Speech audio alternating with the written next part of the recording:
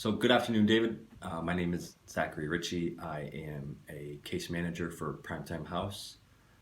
I know you've been referred here, and I just wanted to have a brief conversation just to kind of see what your needs are and see how we can collaborate together to move forward in your recovery.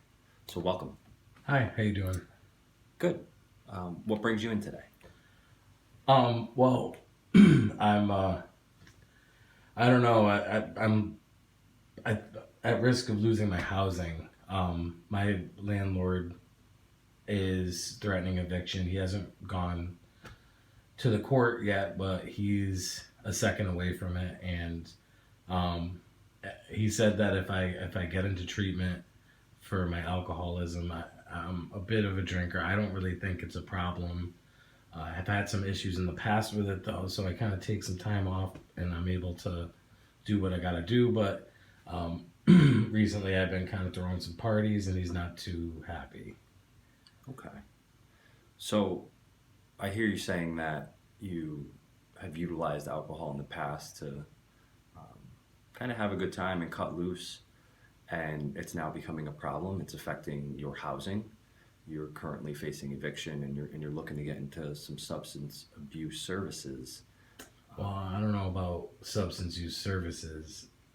Like, I don't know if I'm ready to stop drinking. I just want to get this guy off my back, basically. Okay. I don't know if it's a problem. Okay.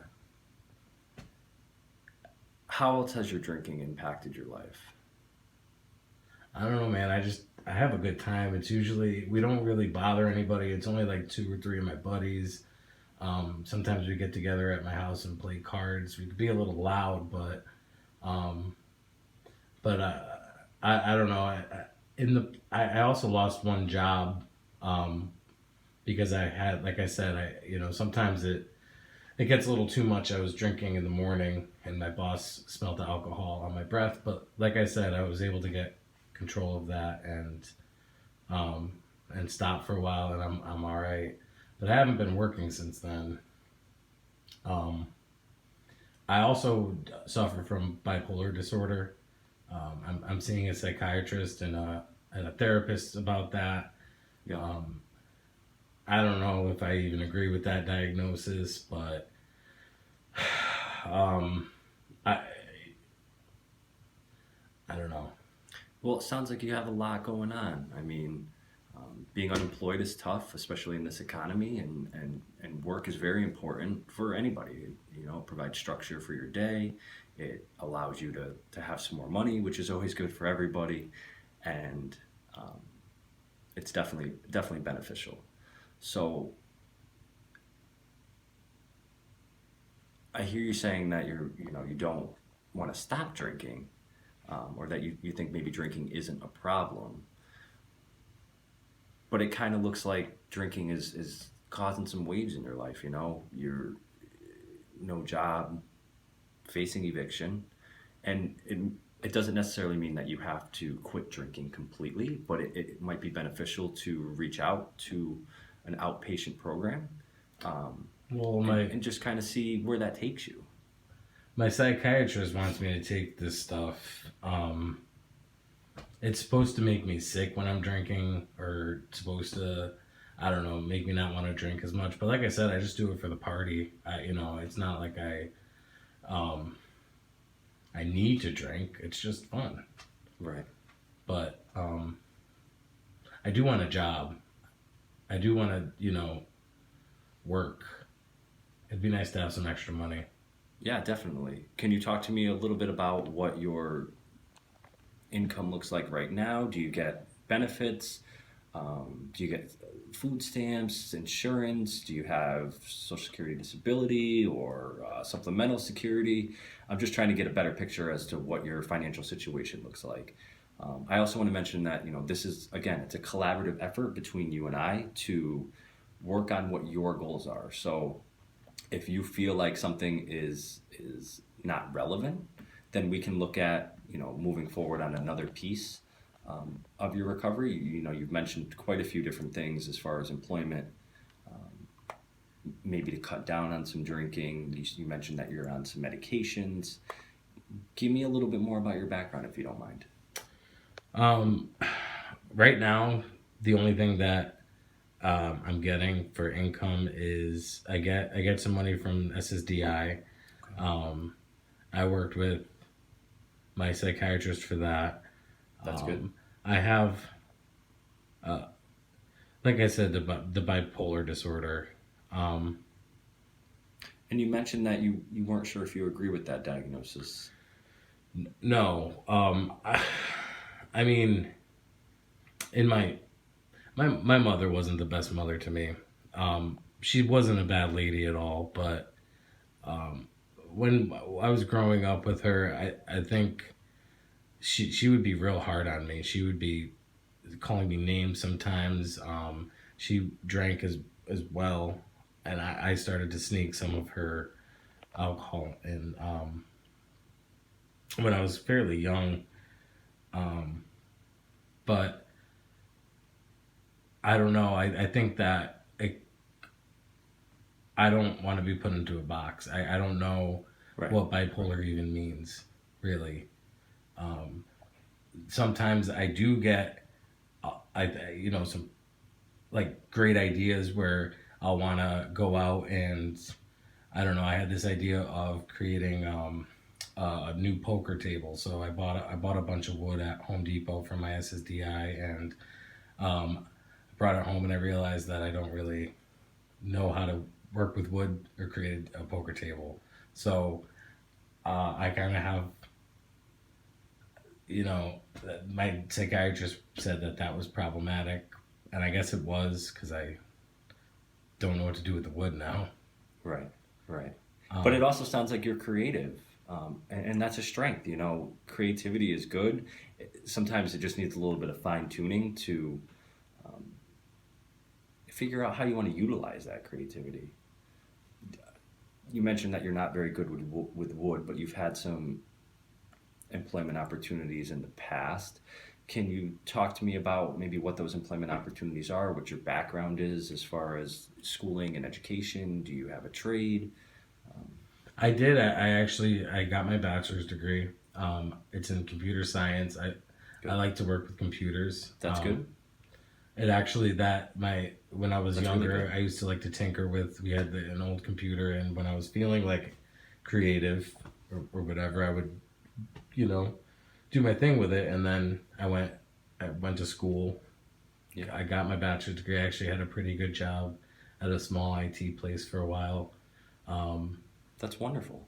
but Congratulations. I mean, college is no small feat for anyone to accomplish, and here you are. You know, you have uh, a good background, a good education. You mentioned earlier that you feel like your mother was a source of a stressor in your life, and maybe has caused some pain or some trauma in your past. And I think it's important to reach out to your therapist, and really try to work through some of that trauma. Cognitive behavioral therapy is a way to really work through the trauma that you experienced when you were younger. And it's nice just to kind of meet with somebody and bounce ideas off them, and talk about your feelings, because keeping them bottled up and inside it's not healthy. And you need to find some positive, healthy outlets for some of this pain that you went through. so you said, what is it called? Cognitive behavioral therapy. Is that where can I do that? So that's something that we can work on together. We can contact the local hospital, um, and see who's available, who's kind of a good therapist. I don't even mind taking you to that first appointment and going in with you.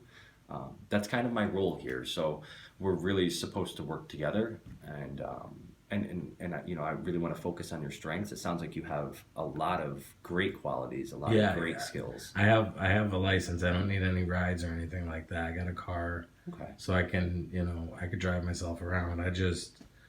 I'm really worried about my landlord situation, and but I think that talking about it might be. I don't know. I'm willing to try something. Well, that's good. I'm glad you're receptive to that. You know, eviction and housing is very important. It's some of your basic needs, and we want to make sure that those are met first before we really try to move into some of your psychiatric needs and employment and stuff. We want to make sure your housing is stabilized. So if your landlord is saying that you want to, or that he wants you to get into some sort of, treatment or outpatient services, something along those lines, again, that's something that we can work on together. There's a local place in town called the McCall Center. I know a couple people who are over there. Yeah, I know And some people who go there. good, yeah, yeah. So, it's just as simple as making a phone call and setting up a time. And even if you have your own transportation, that's great, but I don't mind meeting you over there to kind of go into your first appointment with you. It's my job to support you where you feel comfortable. Otherwise, this isn't going to work. Okay. So I just want to make sure that you're comfortable with kind of the professional relationship that we're going to work on together.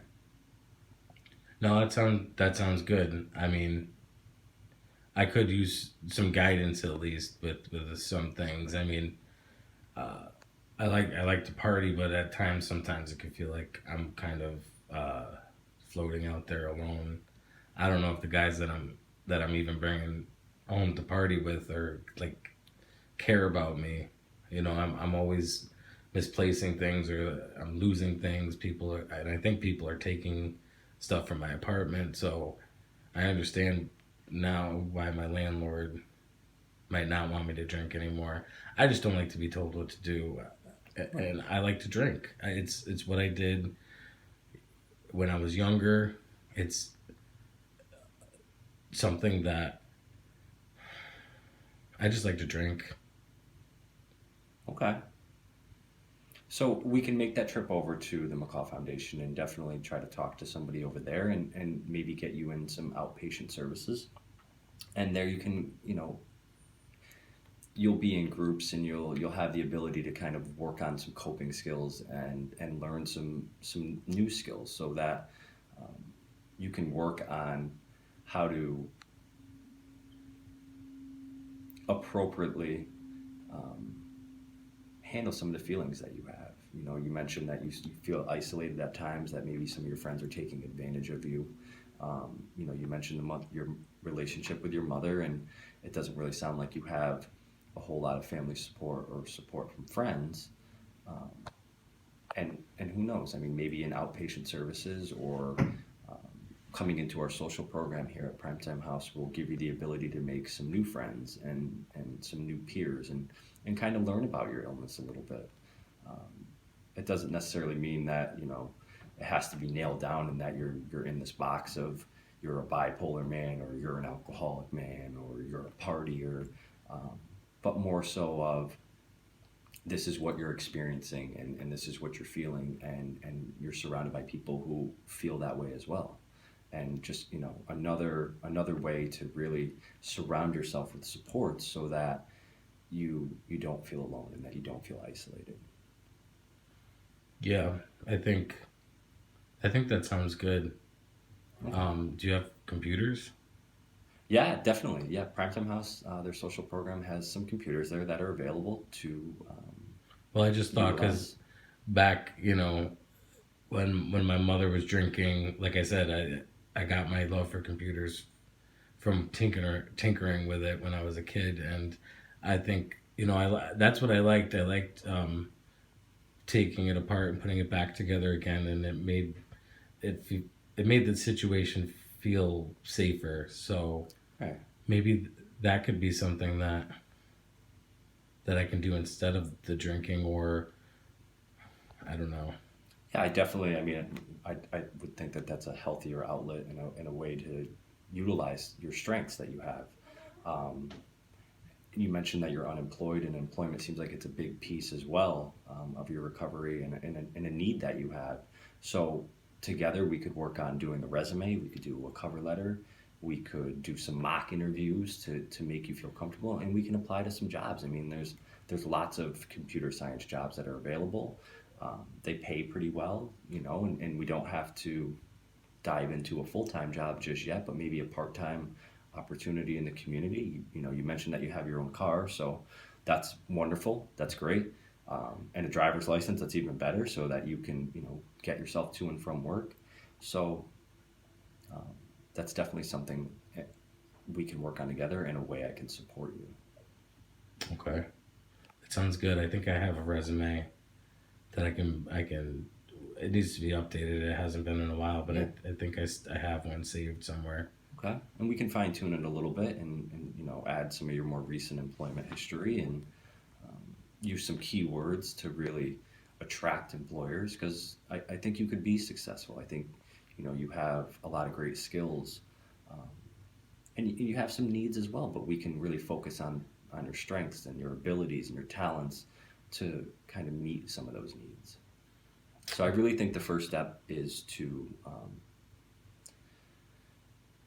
do some releases. We do have to follow legal standards and we want to be, ethical. Well, So, this is a small town, so I get worried about if someone's gonna see me, or know that I'm going to prime time or McCall or I don't want that to happen. right, right.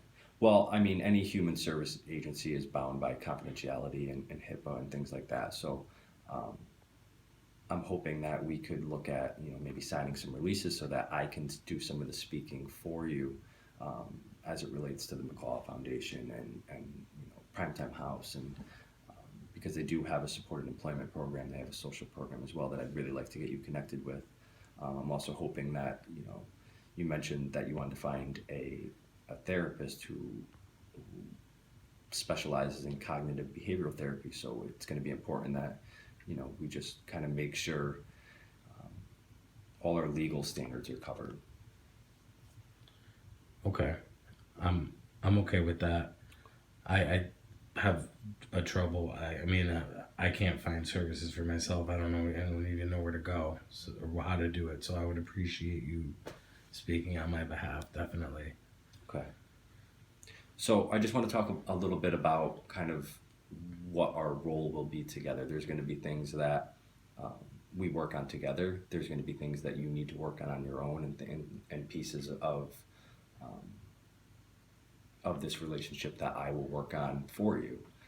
So it's really about what your needs are and what you feel most comfortable with again. So as far as some of these phone calls to some other agencies by signing releases and me explaining kind of going through informed consent and as to what what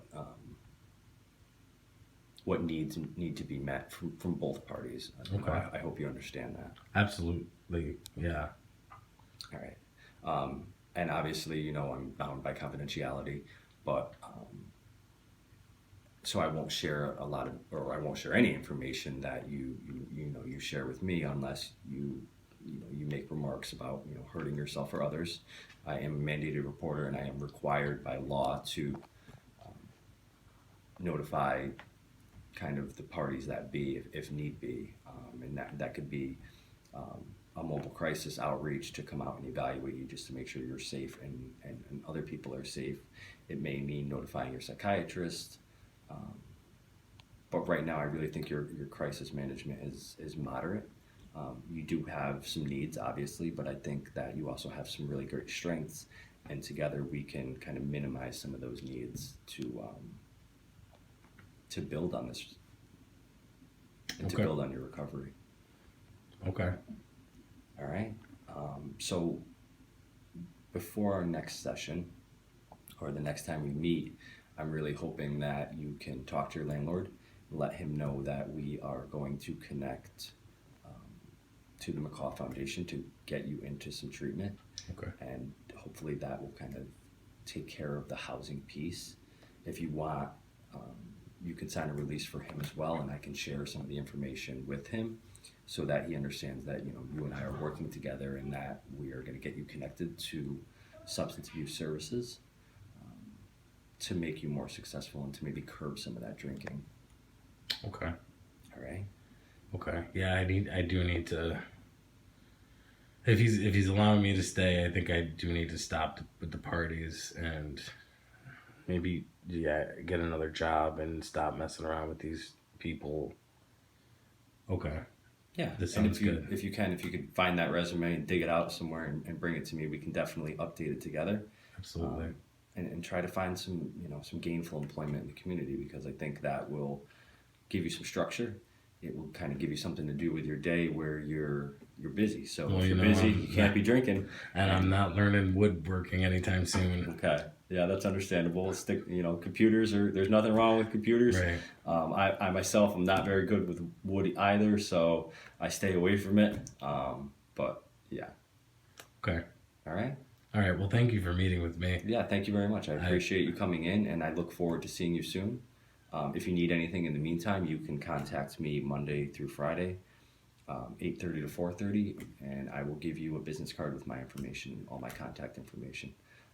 Please don't hesitate to reach out if you need anything. Okay. Thanks, Zach. Thanks.